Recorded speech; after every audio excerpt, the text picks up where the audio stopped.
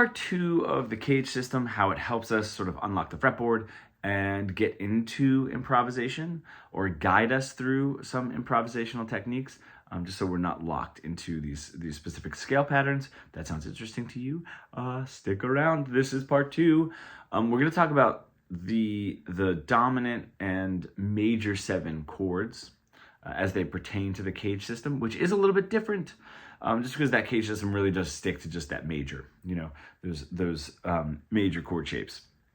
So we're adding a 4th tone in here. We're adding either a natural 7 or a flat 7. And that's really, once the first cage system, again, that link, part 1 is in the description. Once you really get that down, this is where it opens up really sort of like substantially. So let's just go through it. I'm going to do major 7, okay? How we're going to do this, so we're going to find where those root notes are and just bring it back a half step, okay? One of the root notes back a half step to create our major 7 chord. 1, 3, a 5, and a natural 7, okay? So we're going to start, obviously, with the C shape because cage system starts with C. Instead of doing a C chord, though, just to make it in these sort of bar chord shapes and moving up the neck, we're going to do it as a D. Okay, so this is the C shape in a D chord. So a D chord in a C shape, I should say. It kind of sounds a little bit better. So I have my C chord. I bring it up to where my pinky is the root note. All right, and then I'm barring those, what would be open on the G and the E string, right up to the 2nd fret. There I have my D chord in a C shape. Okay, now this, I mean, it's really just right off of that D chord, right? That open, right? The 2, 3, 2. Okay, I'm gonna take that. That's my D. That's my other root note. This is my root note down here, right? Kind of play it on the bass, the low note. That's my root note. So I'm going to take that down a half step from the 3rd fret to the 2nd fret, right? And now what I have is 5, 4, 2, 2, 2. Okay, root note 3rd, 5th, natural 7, I was going to say major 7, natural 7, and 3rd. All right, so we got that caged. So anytime you bring that around the neck, right, if I want to do an A, right, an A, major 7. Right, really cool sound. Awesome. Let's go from there because we're going to bridge this just like we did in part 1 with the root note. Okay, so we have that this C shape of a D chord. Now we're going to go to our A shape of a D chord, right? That's a bar chord, but we're going to make it a major 7. Okay, so this note, my 7th fret of my G string, is my other root note. I'm going to bring that down. All right, so now I have a 5, 7, 6, 7. And then a 5 on the bottom if you want to get that in there. And that gives me a root note, 5th, 7, 3rd, 5th on the bottom there. As far as chord tones. All right, now, how I like to get from an A shape to a G shape is using this part, right, my D, my G, my B string, as the back, almost like the capo of my G shape, right? That's how I was doing it before in part 1.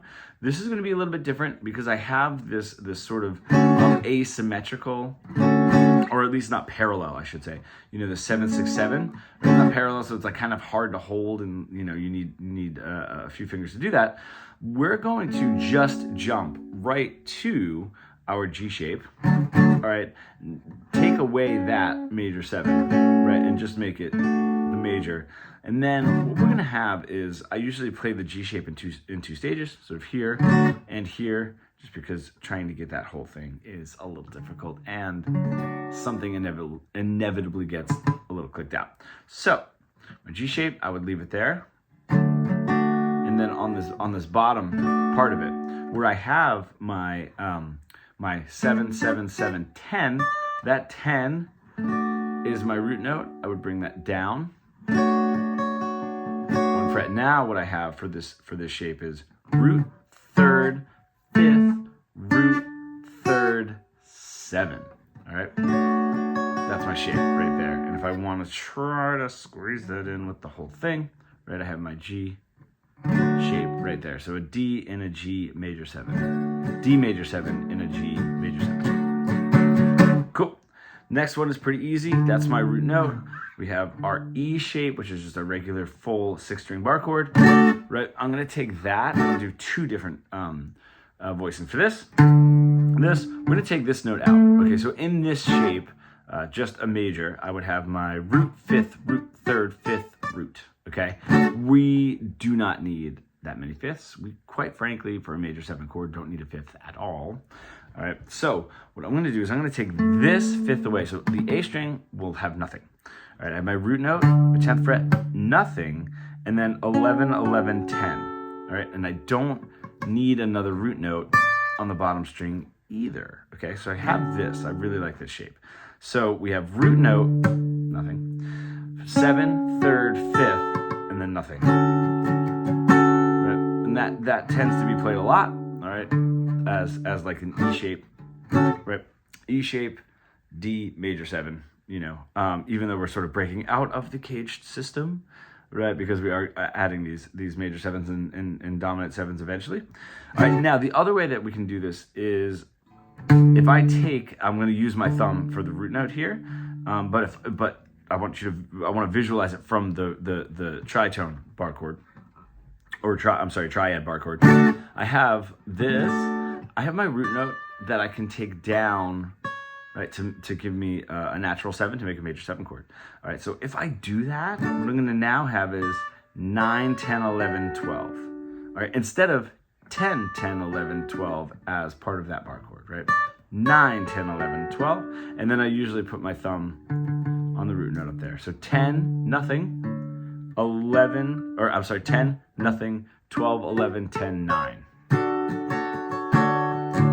Okay, cool. And then this last one sort of bridges from our C. I have my D up here, right, that shape, and then I can have those 2 12s right there if I want, or just the 12 on the D string, right, because that's my root. I have root 5th, root 3rd, and then I could just bring that down, that root down. So now I have 12, 14, 14, 14. And if you look, that brings us back to our C shape. All right, so try that, see how that works out for you. And hopefully those shapes start making a little bit of sense and you can sort of see what's happening there. Let's do the same thing. It's a little bit more difficult, but let's do the same thing with our 7th chords. All right, so same thing. We're going to go right for this D, right, in a C shape, okay? Now this is where it gets a little tricky, okay? Because I have my root note that I brought down 1 to give me a 7 for a major 7. But if I bring it down 2 to give me my flat 7, because my 7th chords are 1, 3, 5, flat 7, right? It does look like our open D7 shape, which is fantastic, right? We can always relate it to something. But I get a little stuck with this particular shape. All right, what we can do is just take our C7 and move it up to that D. Right? It means that we don't want that E string coming through at all. Right? Then that just really looks like the top part if I were to do my 7 that way, like in a blues. But that generally is what I would think for a D7 in a C shape if we're following, but breaking out of the cage system, okay? That one's a little strange. Right? Now we go to our regular, like A shape bar chord, right? D. And instead of just bringing the 7th fret of my G string, which is my root note, down 1 to give us that major 7, we're just gonna bring it down 2. This is a very popular shape. I'm sure everyone has seen it. So now what I have is 5, 7, 5, 7, 5, right? And that is my root 5th, flat 7, 3rd, 5th. Cool.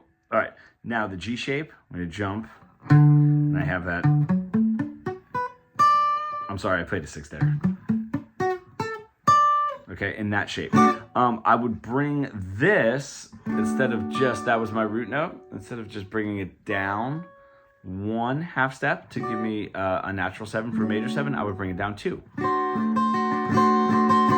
And that does sort of bleed into, you know, if I try to get that shape, once again, it's like really hard to get this whole G shape in there.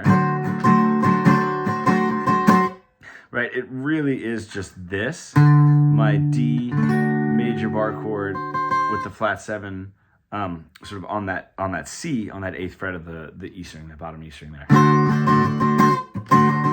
Right, so this is what I'm saying is it does get a little bit tricky, right? Because the cage system is not made for these chords. I go now to my E shape, right, where I have my regular triad bar chord, 1, 5, 1, or I'm sorry, root 5, root 3, 5, root. And I just take that one down. Instead of 1, I can take it down 2, so a whole step. All right, and that just gives me this particular 7 shape. That can be really hard for me. I have high action and 12 gauges on this, or 13s on this one. So sometimes I do switch that to a thumb on the root, and then I sort of take like this D shape and move it up here. But so now what I have is root, nothing, flat 7, 3, 5, nothing at the bottom.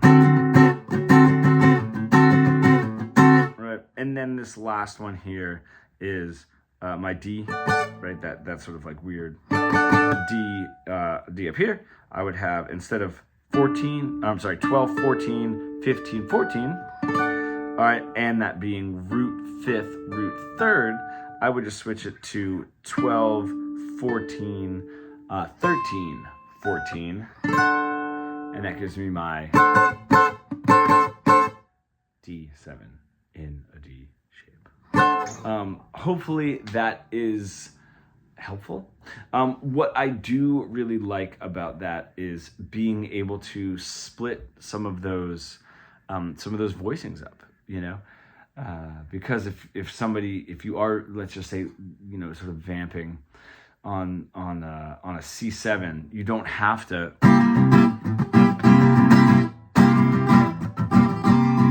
right.